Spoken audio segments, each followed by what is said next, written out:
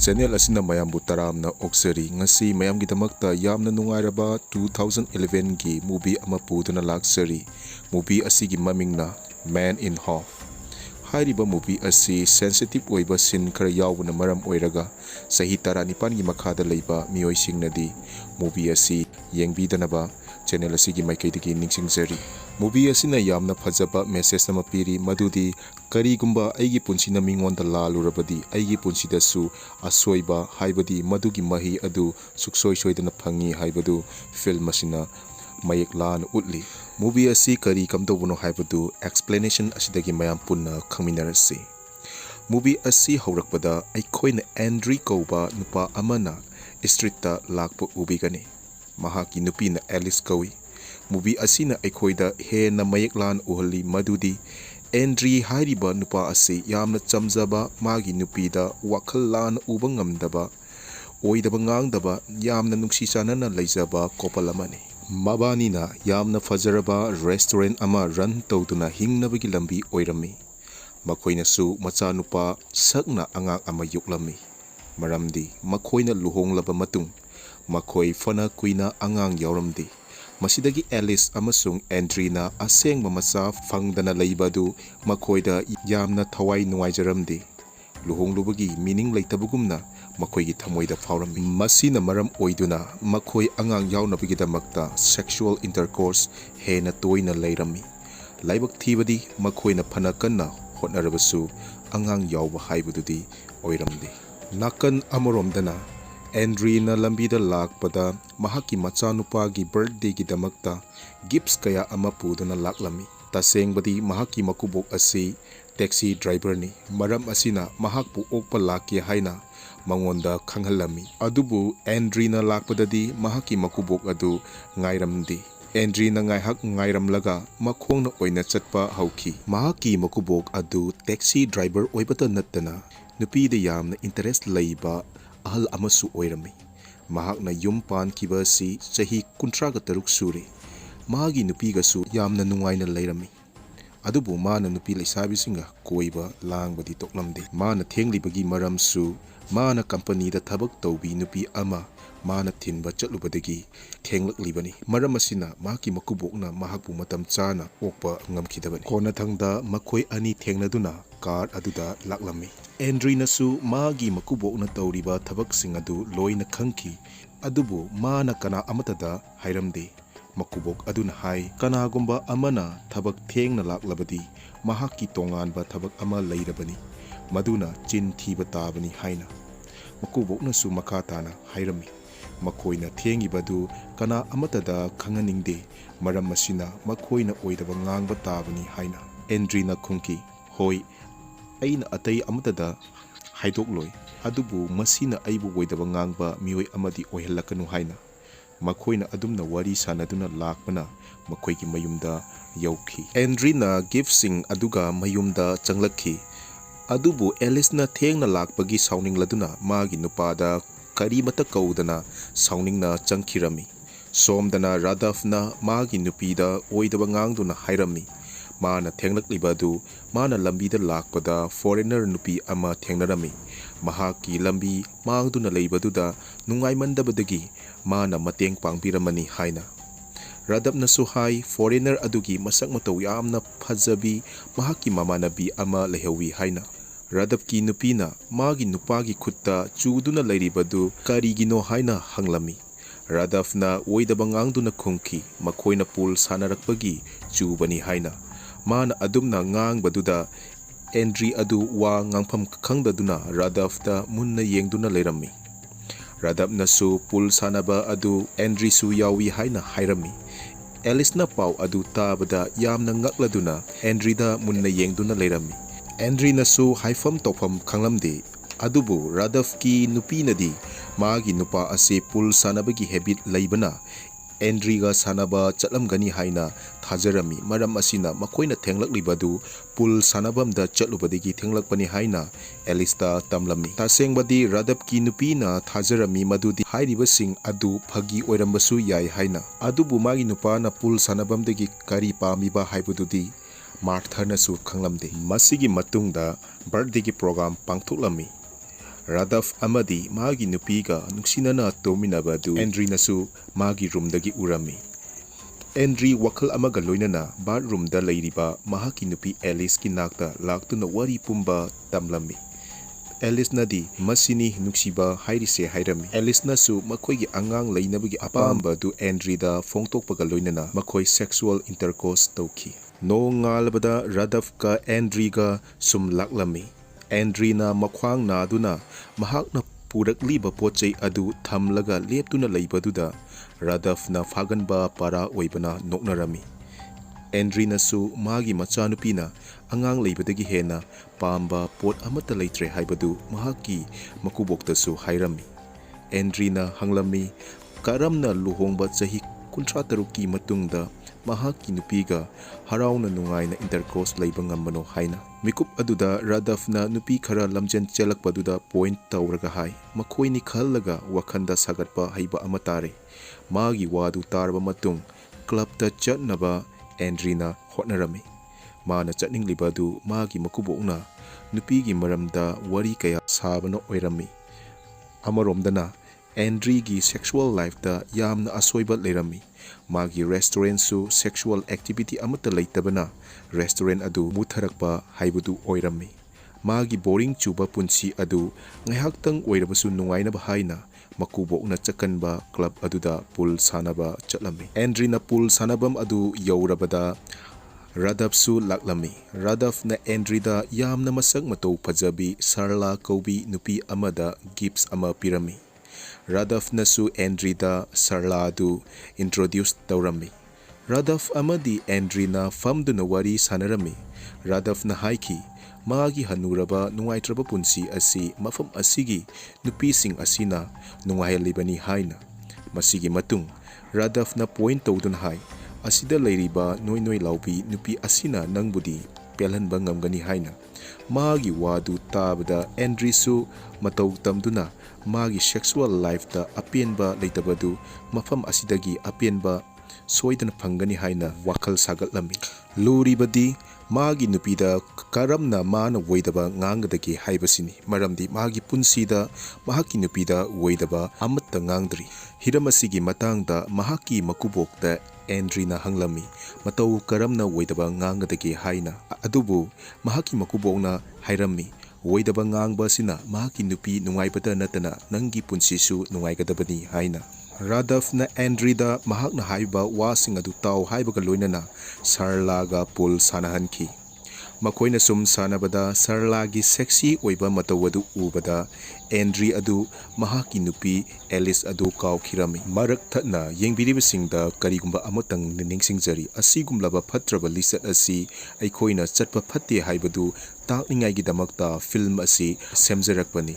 Maram asina yengbiriba aikoina asigumlaba phattaba lichat asi aikoigi punsida chattanaba phirep ama lominasi. Makha tanamuk film asi kari kamdobun haibadu aikoi punna yengminasi. Radaf amadi Andre na sarlagi sexy oiraba body adu yamna munna yengduna makoina hope charami. Pool sanaba loirabada makoi ahum mapanda tholaki. Sarlagi sexy oiba body aduda yamna ingba nuksi na phuduna masa adu yamna inglaki. Radaf na Andre da coat adu loge haidabida coat adu lauraga sarla da lianki. Radaf amadi sarla adu car amada chatkirami. Aduga Andre na yamna ingna lehawi tanja aduda nong susurami. Adubu mahak yum tamna chotsuso na laklami. Mahak na yum yaurakpada Alice adu ngaiduna leirami.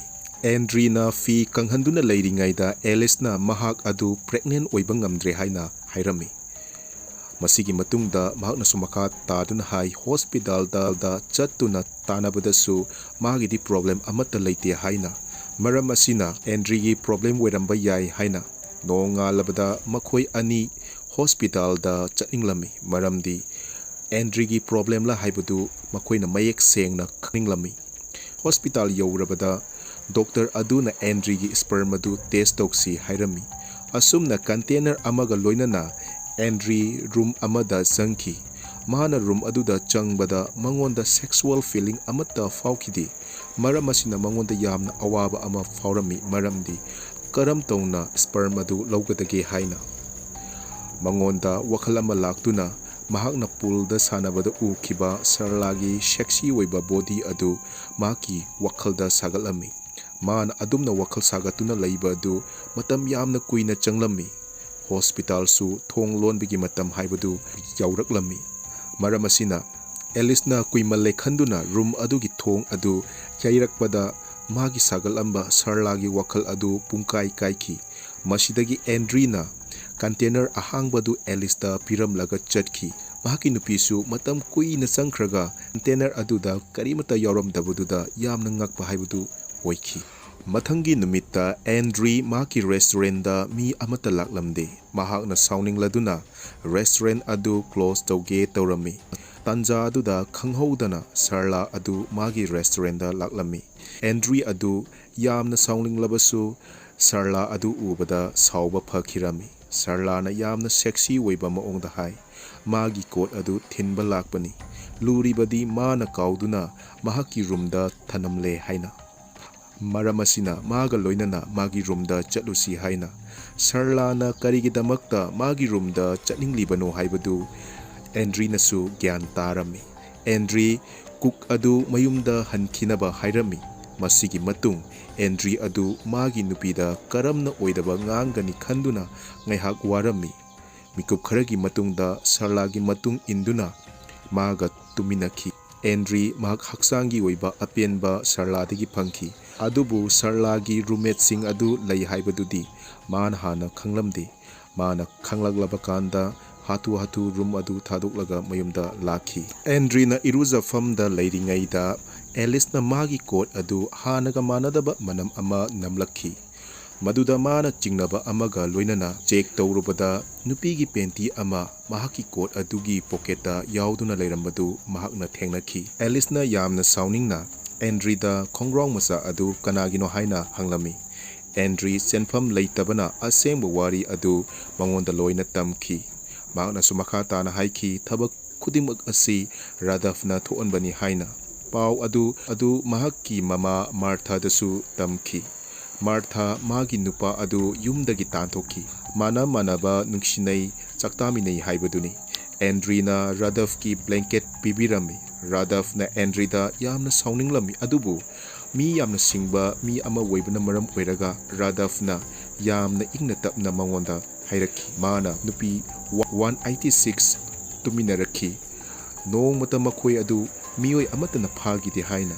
Adubu Andre na noma khaktang tuminabada pharaba yamna nupa thoktaba mioi amani haina. Somdana Martha na Alice da hairami. Nahaki napa Radhav na khali. Mahana tauriba thabaksing amata khangloi amadi mahakka tuminariba nupising adu aina khangloi haina. Adubu mahakna tuminariba mioising adu photo kaptuna mahaki phone da purai aduga phone aduda aina thengnaduna makhoi adu aina loina khangi. Mahakna tauriba thabak amata aina khangdaba leite. Mahakna asumna taurabasu aina yengduna leibagi maramdi mana fana nupi ataida chatluragasu poloidi aingonda tai aduga manasu aibu yamna nungsibi amadi yamna atangba gift kaya amasu mana aigidamakta pibi haina. Mathangi numitta Sarlana lamjen chenduna lakpada Radhavna thatlaga Andre dagi fangba mahaki penti adu mangonda pibirami. Sarla haifet nokladuna mahaki khongrong masa adu loksilami. Masigi matungda Radhavna bag yonfam amada changduna khwaidigi tangba bag ama mahaki nupi Martha gidamakta leibirami. Mahakna leiriba si magi nupida bag adu gift oina piduna lale haina haizage ninglami. Radhavna bag adu Martha gi mapamda yauhalami. Martha yamna haraurami. Adubu mana sum koiba tholakpada huranba mioi aninasu magi bag adu mullaga yauramliba sensing adu launabigidamakta yengduna leirami. Marthana chatlingaida huranbasing aduna bag adu tanja chaba yengduna bag adu makhoina munki. Bag adugi manungda apikpa money bag ama yaurami. Makhoina money bag adu lauraba matungda handbag adu lambida langthoklami. Langthoklamliba handbag adu Marthana khungatlaga yamna harauna magi nupana pijarakpa gift aduni khallubada yamna wakhal nungaijarami. Adubu laibak thibadi mahakna bag adu phangbagi harauna nungaina ꯃꯍꯥꯛꯅ ꯂꯝꯕꯤꯗꯨꯗ ꯃꯈꯥ ꯇꯥꯅ ꯂꯥꯛꯄꯗ car ꯑꯃꯅ ꯊꯣꯝꯗꯨꯅ ꯃꯥꯔꯊꯥ ꯑꯗꯨ ꯃꯐꯝ ꯑꯗꯨꯗ ꯁꯤꯈꯤ꯫ ꯁꯣꯝꯗꯅ ꯃꯥꯔꯊꯥ ꯂꯥꯛꯀꯅꯤ ꯈꯟꯖꯗꯨꯅ ꯔꯥꯗꯐꯅ ꯌꯥꯝꯅ ꯔꯣꯃꯥꯟꯇꯤꯛ ꯑꯣꯏꯕ ꯃꯑꯣꯡꯗ ꯐꯃꯨꯡꯗꯒꯤ ꯍꯧꯗꯨꯅ ꯊꯣꯡ ꯐꯥꯎ ꯂꯩ ꯆꯥꯏꯗꯨꯅ ꯗꯦꯀꯣꯔꯦꯠ ꯇꯧꯔꯝꯃꯤ꯫ ꯊꯣꯡ ꯑꯗꯨ ꯊꯤꯜꯂꯛꯄꯗ ꯃꯍꯥꯛꯀꯤ ꯅꯨꯄꯤ ꯑꯣꯏꯔꯕꯣꯏ ꯈꯟꯗꯨꯅ ꯌꯥꯝꯅ ꯍꯔꯥꯎꯅ ꯊꯣꯡ ꯑꯗꯨ ꯍꯥꯡꯖꯔꯝꯃꯤ꯫ ꯃꯍꯥꯛꯅ ꯍꯥꯡꯗꯣꯛꯂꯨꯕ ꯃꯇꯝꯗꯗꯤ ꯄꯣꯂꯤꯁ ꯅꯨꯄꯤ ꯑꯃꯅ ꯕꯦꯒ ꯑꯗꯨ ꯄꯥꯏꯔꯒ ꯂꯦꯞꯂꯝꯕ ꯑꯗꯨ ꯃꯍꯥꯛꯅ ꯎꯈꯤ꯫ ꯃꯍꯥꯛꯅ ꯄꯣꯂꯤꯁ ꯅꯨꯄꯤ ꯑꯗꯨꯅ ꯃꯍꯥꯛꯅ ꯈꯨꯗꯣꯜ ꯑꯣꯏꯅ ꯄꯤꯈꯤꯕ ꯕꯦꯒ ꯑꯗꯨ ꯄꯥꯏꯔꯝꯕꯗꯨꯗ ꯌꯥꯝꯅ ꯑꯉꯛꯄ ꯄꯣꯛꯂꯝꯃꯤ꯫ ꯄꯨꯂꯤꯁ ꯅꯨꯄꯤ ꯑꯗꯨꯅ ꯃꯍꯥꯛꯀꯤ ꯅꯨꯄꯤ ꯑꯗꯨ ꯑꯦꯛꯁꯤꯗꯦꯟꯗ ꯂꯩꯈꯤꯗ꯭ꯔꯦ ꯍꯥꯏꯕꯗු ꯃꯉꯣꯟꯗ ꯇꯝꯂꯝꯃꯤ꯫ ꯋꯥ ꯑꯗꯨ ꯇꯥꯕꯗ ꯔꯥꯗꯐ ꯌꯥꯝꯅ ꯅꯤꯡꯕ ꯀꯥꯏꯈꯤꯔꯝꯃꯤ ꯑꯗꯨꯒ ꯃꯤꯀꯨꯞ ꯑꯗꯨꯗꯒꯤ ꯍꯧꯅ ꯃꯍꯥꯛꯀꯤ ꯄꯨꯟꯁꯤꯗ ꯌꯥꯝꯅ ꯆꯦꯟꯖ ꯑꯣꯏꯕ ꯃꯍꯥꯛꯀꯤ ꯀꯦꯔꯦꯛꯇꯔ ꯑꯃꯗꯤ ꯃꯍꯥꯛꯀꯤ ꯂꯥꯏꯐꯁ꯭ꯇꯥꯏꯜ ꯑꯣꯏꯈꯤ꯫ ꯔꯥꯗꯐꯀ ꯍꯥꯟꯅ ꯂꯣꯏꯅꯔꯝꯕ ꯅꯨꯄꯤ ꯀꯌꯥꯅ ꯃꯉꯣꯟꯗ ꯈꯨꯗꯣꯡꯆꯥꯕ ꯀꯌꯥ ꯄꯤꯈꯤ ꯑꯗꯨꯕꯨ ꯃꯥꯅ ꯏꯟꯇꯔꯦꯁ ꯂꯩꯈꯤꯗꯦ꯫ ꯃꯥꯒꯤ ꯂꯩꯈꯤꯗ꯭ꯔꯕ ꯅꯨꯄꯤ ꯑꯗꯨꯗ ꯄꯨꯛꯅꯤꯡ ꯂꯨꯞꯇꯨꯅ ꯂꯩꯈꯤ꯫ ꯔꯥꯗꯐ ꯌꯥꯝꯅ ꯌꯨ ꯊꯛꯄ ꯃꯤꯑꯣꯏ ꯑꯃꯁꯨ ꯑꯣꯏꯔꯛꯈꯤ꯫ ꯅꯣꯡꯃ ꯃꯥꯅ ꯑꯥꯏꯔꯟ ꯇꯧꯗꯨꯅ ꯂꯩꯔꯤꯉꯩꯗ ꯐꯣꯟ ꯑꯃ ꯂꯥꯛꯂꯝꯃꯤ꯫ ꯐꯣꯟ ꯑꯗꯨ ꯌꯨ ꯉꯥꯎꯃꯟꯕꯗꯒꯤ ꯐꯣꯟ ꯄꯥꯏꯗꯕꯤꯗ ꯑꯥꯏꯔꯟ ꯑꯗꯨ ꯑꯣꯏꯅ ꯄꯥꯏꯗꯨꯅ ꯃꯅꯥ ꯑꯗꯨ ꯄꯣꯛꯈꯤ꯫ ꯁꯣꯝꯗꯅ ꯑꯦꯟꯗ꯭ꯔꯤ ꯑꯗꯨ ꯃꯥꯒꯤ ꯅꯨꯄꯤꯒ ꯌꯥꯝꯅ ꯅꯨꯡꯉꯥꯏꯅ ꯁꯦꯛꯁꯨꯑꯦꯜ ꯏꯟꯇꯔꯀꯣꯔꯁ ꯇꯧꯔꯝꯃꯤ꯫ ꯃꯗꯨꯒꯤ ꯃꯇꯨꯡꯗ ꯑꯦꯟꯗ꯭ꯔꯤ ꯑꯗꯨ ꯇꯦꯅꯤꯁ ꯁꯥꯟꯅꯕ ꯆꯠꯂꯨꯒꯦ ꯍꯥꯏꯔꯝꯂꯒ ꯁꯔꯂꯥꯒꯤ ꯃꯅꯥꯛꯇ ꯑꯣꯏꯅ ꯂꯥꯛꯇꯨꯅ ꯃꯥꯒꯁꯨ ꯂꯣꯏꯅꯅ ꯍꯔꯥꯎꯅ ꯅꯨꯡꯉꯥꯏꯅ ꯃꯇꯝ ꯂꯦꯟꯈꯤ꯫ ꯃꯈꯣꯏꯅ ꯀꯥꯔꯗ ꯐꯥꯎ ꯍꯔꯥꯎꯅ ꯅꯨꯡꯉꯥꯏꯅ ꯃꯇꯝ ꯑꯗꯨ ꯂꯦꯟꯃꯤꯟꯅꯈꯤ꯫ ꯃꯈꯣꯏꯅ ꯑꯗꯨꯝꯅ ꯇꯧꯔꯤꯉꯩꯗ ꯁꯔꯂꯥꯅ ꯀꯥꯔꯒꯤ ꯒꯤꯌꯔ ꯑꯗꯨ ꯊꯦꯡꯂꯨꯕꯗꯒꯤ ꯒꯤꯌꯔ ꯐ꯭ꯔꯤ ꯑꯣꯏꯗꯨꯅ ꯀꯥꯔ ꯑꯗꯨ ꯎ ꯑꯃꯗ ꯊꯦꯡꯖꯤꯟꯈꯤ꯫ ꯀꯥꯔ ꯑꯗꯨꯁꯨ ꯌꯥꯝꯅ ꯊꯤꯅ ꯁꯣꯛꯈꯤ꯫ ꯃꯁꯤꯒꯤ ꯃꯇꯨꯡꯗ ꯃꯍꯥꯛ ꯃꯌꯨꯝꯗ ꯂꯥꯛꯈꯤ꯫ ꯑꯦꯂꯤꯁꯅ ꯀꯥꯔ ꯑꯗꯨ ꯀꯔꯝꯅ ꯁꯣꯛꯂꯤꯕꯅꯣ ꯍꯥꯏꯅ ꯍꯪꯂꯨꯕꯗ ꯑꯦꯟꯗ꯭ꯔꯤꯅ ꯀꯥꯔꯒꯤ ꯕ꯭ꯔꯦꯛ ꯐꯦꯜ ꯑꯣꯏꯗꯨꯅ ꯃꯥ ꯐꯥꯎ ꯁꯤꯒꯦ ꯇꯧꯔꯝꯃꯦ ꯍꯥꯏꯗꯨꯅ ꯃꯉꯣꯟꯗ ꯑꯣꯏꯗꯕ ꯉꯥꯡꯈꯤ꯫ ꯑꯦꯂꯤꯁ ꯃꯥꯅ ꯍꯥꯏꯕꯗꯨ ꯊꯥꯖꯔꯝꯃꯤ꯫ ꯑꯦꯟꯗ꯭ꯔꯤ ꯑꯃꯁꯨꯡ ꯑꯦꯂꯤꯁꯅ ꯃꯈꯣꯏꯒꯤ ꯔꯦꯁꯇꯨꯔꯦꯟ ꯑꯗꯨ ꯃꯁꯥꯅ ꯀꯨꯛ ꯑꯣꯏꯖꯗꯨꯅ ꯔꯟ ꯇꯧꯔꯝꯃꯤ꯫ ꯃꯈꯣꯏꯅ ꯑꯗꯨꯝꯅ ꯇꯧꯕꯗꯒꯤ ꯔꯦꯁꯇꯨꯔꯦꯟ ꯑꯗꯨ ꯌꯥꯝꯅ ꯏꯟꯀꯝ ꯂꯥꯛꯄ ꯑꯣꯏꯗꯨꯅ ꯀꯥꯔ ꯑꯃꯁꯨ ꯂꯩꯕ ꯉꯝꯈꯤ꯫ ꯑꯦꯟꯗ꯭ꯔꯤꯅ ꯁꯔꯂꯥꯒ ꯂꯣꯏꯅꯕ ꯇꯣꯛꯂꯝꯗꯦ꯫ ꯃꯍꯥꯛꯅ ꯇꯧꯔꯤꯕ ꯈꯨꯗꯤꯡꯃꯛ ꯑꯗꯨ ꯔꯥꯗꯐꯅ ꯈꯪꯂꯝꯃꯤ꯫ ꯔꯥꯗꯐꯅ ꯈ꯭ꯔꯤꯁꯃꯥꯁ ꯅꯨꯃꯤꯠ ꯑꯃꯗ ꯑꯦꯟꯗ꯭ꯔꯤꯗ ꯋꯥꯔꯅꯤꯡ ꯄꯤꯔꯝꯃꯤ ꯃꯗꯨꯗꯤ ꯀꯔꯤꯒꯨꯝꯕ ꯁꯔꯂꯥꯒ ꯂꯣꯏꯅꯕ ꯇꯣꯛꯇ꯭ꯔꯕꯗꯤ ꯑꯦꯂꯤꯁꯅ ꯑꯦꯟꯗ꯭ꯔꯤ ꯑꯗꯨ ꯒ꯭ꯔꯥꯏꯟꯗꯔ ꯁꯤꯖꯤꯟꯅꯗꯨꯅ ꯃꯁꯥ ꯁꯦꯝꯗꯣꯛꯀꯅꯤ ꯍꯥꯏꯅ, ꯑꯗꯨꯒ ꯔꯦꯁꯇꯨꯔꯦꯟ ꯑꯗꯨꯗ ꯂꯥꯛꯂꯤꯕ ꯃꯤꯑꯣꯏꯁꯤꯡꯅꯁꯨ ꯊꯕꯛ ꯑꯗꯨ ꯈꯪꯍꯟꯒꯅꯤ ꯍꯥꯏꯅ꯫ ꯃꯗꯨ ꯇꯥꯕꯗ ꯑꯦꯟꯗ꯭ꯔꯤ ꯑꯗꯨ ꯌꯥꯝꯅ ꯀꯤꯈꯤ꯫ ꯃꯊꯪꯒꯤ ꯅꯨꯃꯤꯠꯇ ꯁꯔꯂꯥ ꯑꯗꯨ ꯑꯦꯂꯤꯁꯀꯤ ꯔꯦꯁꯇꯨꯔꯦꯟ ꯑꯗꯨꯗ ꯂꯥꯛꯂꯝꯃꯤ꯫ ꯑꯦꯂꯤꯁ ꯑꯃꯁꯨꯡ ꯁꯔꯂꯥ ꯋꯥꯔꯤ ꯁꯥꯅꯈꯤ ꯑꯗꯨꯒ ꯁꯔꯂꯥꯅ ꯋꯦꯇꯔ ꯑꯣꯏꯒꯦ ꯍꯥꯏꯔꯝꯃꯤ꯫ ꯑꯦꯂꯤꯁꯅꯁꯨ ꯃꯥꯒꯤ ꯁꯦꯛꯁꯤ ꯑꯣꯏꯕ ꯕꯣꯗꯤ ꯑꯗꯨ ꯎꯕꯗ ꯀꯁꯇꯃꯔ ꯀꯌꯥ ꯑꯃ ꯂꯥꯛꯀꯅꯤ ꯈꯟꯗꯨꯅ ꯌꯥꯔꯝꯃꯤ꯫ ꯔꯥꯗꯐꯀ ꯁꯔꯂꯥꯒ ꯌꯥꯝꯅ ꯆꯝꯅ ꯂꯣꯏꯅꯔꯝꯃꯤ ꯑꯗꯨꯕꯨ ꯑꯦꯟꯗ꯭ꯔꯤꯅ ꯆꯝꯅ ꯈꯟꯕ ꯉꯝꯂꯝꯗꯦ꯫ ꯑꯦꯟꯗ꯭ꯔꯤꯅ ꯔꯥꯗꯐꯀꯤ ꯅꯥꯛꯇ ꯆꯠꯇꯨꯅ ꯁꯔꯂꯥꯅ ꯃꯥꯒꯤ ꯃꯅꯥꯛꯇ ꯂꯩꯕꯗꯨꯗ ꯂꯩꯇꯅꯕ ꯃꯉꯣꯟꯗ ꯍꯥꯏꯔꯝꯃꯤ꯫ ꯔꯥꯗꯐꯅ ꯃꯥꯒꯤ ꯅꯨꯄꯤꯒꯤ ꯃꯪꯗ ꯂꯥꯛꯇꯨꯅ ꯔꯣꯁ ꯀꯠꯄ ꯆꯠꯂꯨꯕꯗ ꯃꯥꯒꯤ ꯃꯪꯒꯤ ꯃꯅꯥꯛꯇ ꯕ꯭ꯂꯥꯏꯟ ꯑꯣꯏꯕ ꯅꯨꯄꯥ ꯑꯃꯁꯨ ꯔꯣꯁ ꯀꯠꯇꯨꯅ ꯂꯩꯔꯝꯕꯗꯨꯗ ꯈꯪꯈꯤ ꯃꯗꯨꯗꯤ ꯃꯥꯔꯊꯥꯁꯨ ꯃꯍꯥꯛꯅ ꯍꯤꯡꯂꯤꯉꯩꯗ ꯕ꯭ꯂꯥꯏꯟ ꯑꯣꯏꯔꯤꯕ ꯅꯨꯄꯥ ꯑꯗꯨꯒ ꯅꯨꯡꯁꯤꯅꯕꯒꯤ ꯃꯔꯤ ꯂꯩꯔꯝꯃꯤ ꯍꯥꯏꯕꯁꯤ꯫ ꯁꯣꯝꯗꯅ ꯁꯔꯂꯥꯅ ꯑꯦꯟꯗ꯭ꯔꯤꯕꯨ ꯊꯃꯣꯏ ꯁꯦꯡꯅ ꯅꯨꯡꯁꯤ ꯍꯥꯏꯔꯛꯈꯤ ꯑꯗꯨꯕꯨ ꯑꯦꯟꯗ꯭ꯔꯤꯅꯗꯤ ꯁꯔꯂꯥ ꯑꯗꯨ ꯁꯦꯛꯁꯨꯑꯦꯜ ꯂꯚ ꯅꯠꯇꯅ ꯑꯇꯩꯗꯤ ꯅꯨꯡꯁꯤꯕ ꯉꯝꯗꯦ ꯍꯥꯏꯈꯤ꯫ ꯃꯍꯥꯛꯀꯤꯗꯤ ꯃꯍꯥꯛꯀꯤ ꯅꯨꯄꯤ ꯑꯣꯏꯔꯤꯕꯤ ꯑꯦꯂꯤꯁꯄꯨ ꯊꯃꯣꯏ ꯁꯦꯡꯅ ꯅꯨꯡꯁꯤꯕ ꯅꯠꯇꯅ ꯑꯇꯩ ꯑꯇꯣꯞꯄꯗ ꯃꯥꯒꯨꯝꯅ ꯅꯨꯡꯁꯤꯕ ꯉꯝꯗꯦ ꯍꯥꯏꯅ ꯍꯥꯏꯈꯤ꯫ ꯃꯁꯤꯒꯤ ꯃꯇꯨꯡꯗ ꯁꯔꯂꯥ ꯑꯃꯁꯨꯡ ꯑꯦꯟꯗ꯭ꯔꯤ ꯑꯗꯨ ꯇꯨꯝꯃꯤꯟꯅꯈꯤ꯫ ꯃꯈꯣꯏꯅ ꯇꯨꯝꯃꯤꯟꯅꯔꯤꯉꯩꯗ ꯑꯦꯂꯤꯁꯅ ꯁꯔꯂꯥ ꯑꯗꯨ ꯎꯈꯤ ꯑꯗꯨꯕꯨ ꯑꯦꯂꯤꯁꯅꯗꯤ ꯃꯥꯒꯤ ꯅꯨꯄꯥ ꯌꯥꯎꯏ ꯍꯥꯏꯕꯁꯤ ꯈꯪꯈꯤꯗꯦ꯫ ꯃꯔꯝ ꯑꯁꯤꯅ ꯑꯦꯂꯤꯁꯅ ꯃꯍꯥꯛꯀꯤ ꯅꯨꯄꯥꯗ ꯐꯣꯟ ꯇꯧꯗꯨꯅ ꯃꯍꯥꯛ ꯑꯗꯨ ꯀꯗꯥꯏꯗ ꯂꯩꯒꯦ ꯍꯥꯏꯅ ꯍꯪꯂꯝꯃꯤ ꯑꯗꯨꯕꯨ ꯃꯍꯥꯛꯀꯤ ꯅꯨꯄꯥ ꯑꯣꯏꯔꯤꯕ ꯑꯦꯟꯗ꯭ꯔꯤꯅ ꯇ꯭ꯔꯥꯐꯤꯛ ꯖꯥꯝ ꯑꯣꯏꯗꯨꯅ ꯂꯩꯔꯤ, ꯃꯍꯥꯛ ꯈꯔ ꯇꯞꯅ ꯌꯨꯝꯗ ꯂꯥꯛꯀꯅꯤ ꯍꯥꯏꯅ ꯍꯥꯏꯔꯝꯃꯤ꯫ ꯑꯦꯂꯤꯁꯅꯗꯤ ꯃꯥꯒꯤ ꯅꯨꯄꯥꯗ ꯀꯣꯜ ꯇꯧꯗꯨꯅ ꯃꯍꯥꯛꯀ ꯁꯦꯛꯁꯨꯑꯦꯜ ꯏꯟꯇꯔꯀꯣꯔꯁ ꯇꯧꯅꯤꯡꯕꯒꯤ ꯑꯄꯥꯝꯕꯗꯨ ꯐꯣꯡꯗꯣꯛꯂꯝꯃꯤ꯫ ꯑꯦꯂꯤꯁ ꯑꯃꯁꯨꯡ ꯁꯔꯂꯥ ꯃꯊꯪꯒꯤ ꯅꯨꯃꯤꯠꯇ ꯃꯈꯣꯏꯅ ꯐꯤ ꯁꯨꯗꯣꯛꯂꯒ ꯐꯧꯗꯣꯛꯄ ꯃꯇꯝꯗ ꯐꯤ ꯑꯗꯨ ꯆꯞ ꯃꯥꯟꯅꯔꯝꯃꯤ꯫ ꯃꯗꯨ ꯎꯕ ꯃꯇꯝꯗ ꯃꯕꯥꯅꯤ ꯌꯥꯝꯅ ꯉꯛꯂꯝꯃꯤ꯫ ꯇꯁꯦꯡꯕꯗꯤ ꯑꯦꯟꯗ꯭ꯔꯤꯅ ꯃꯈꯣꯏꯗ ꯈꯨꯗꯣꯜꯄꯣꯠ ꯑꯣꯏꯅ ꯄꯤꯕꯒꯤꯗꯃꯛꯇ ꯐꯤ ꯃꯆꯨ ꯑꯗꯨ ꯆꯞ ꯃꯥꯟꯅꯔꯤꯕꯅꯤ꯫ ꯃꯗꯨꯗꯒꯤ ꯑꯦꯂꯤꯁꯅ ꯆꯤꯡꯅꯕ ꯑꯃꯒ ꯂꯣꯏꯅꯅ ꯃꯍꯥꯛꯅ ꯇꯧꯕ ꯍꯤꯔꯝ ꯈꯨꯗꯤꯡꯃꯛꯇ ꯌꯦꯡꯁꯤꯟꯕ ꯍꯧꯔꯛꯈꯤ꯫ ꯅꯣꯡꯃ ꯑꯦꯟꯗ꯭ꯔꯤ ꯑꯗꯨ ꯁꯔꯂꯥꯒ ꯂꯩꯃꯤꯟꯅꯔꯤꯉꯩꯗ ꯑꯦꯂꯤꯁꯅ ꯂꯣꯠꯅ ꯌꯦꯡꯗꯨꯅ ꯀꯔꯤ ꯇꯧꯅꯕꯒꯦ ꯍꯥꯏꯕꯗු ꯃꯈꯣꯏꯅ ꯌꯦꯡꯂꯝꯃꯤ꯫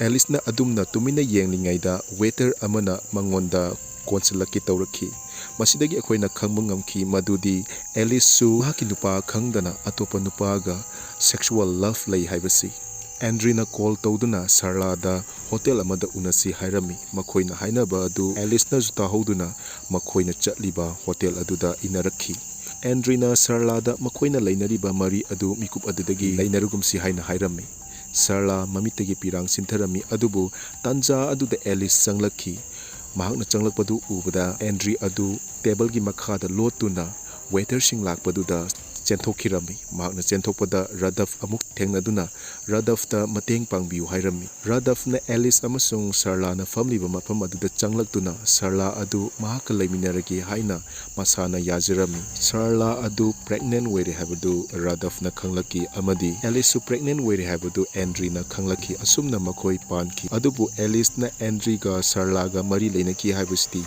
ꯈꯪꯕ ꯉꯝꯈꯤꯗꯦ꯫ ꯑꯁꯨꯝꯅ ꯃꯨꯚꯤ ꯑꯁꯤ ꯂꯣꯏꯁꯤꯜꯂꯤ꯫